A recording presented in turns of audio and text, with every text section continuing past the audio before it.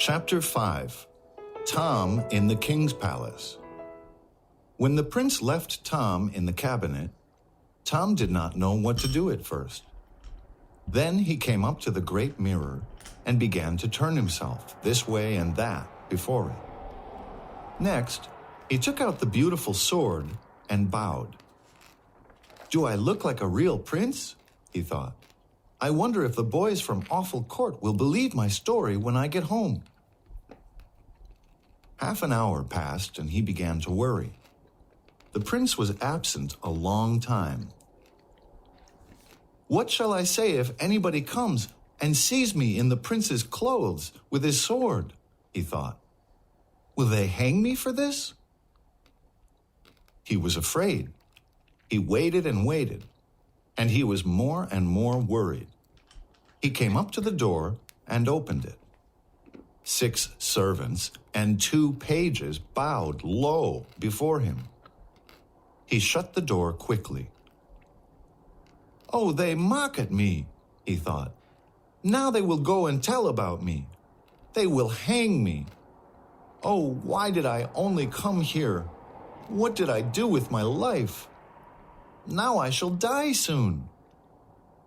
He walked up and down the room, afraid and unhappy. Suddenly, the door opened, and a page in silk clothes said, "Lady..."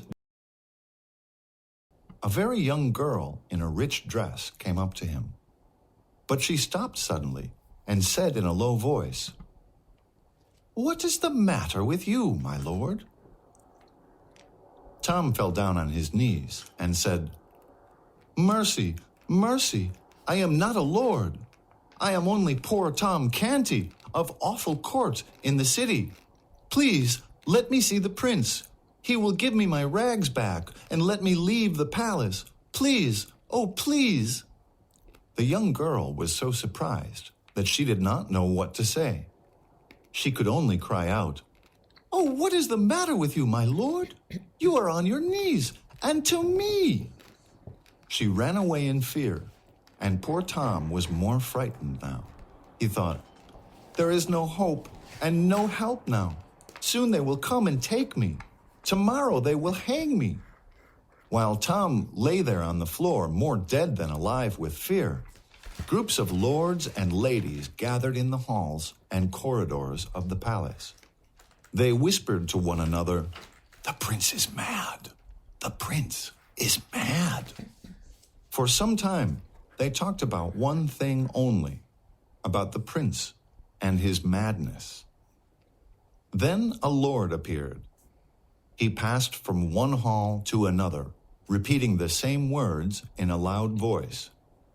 "In the name of the king, upon pain of death, let nobody listen or talk about the false news of the prince's madness. In the name of the king." Everybody stopped whispering at once.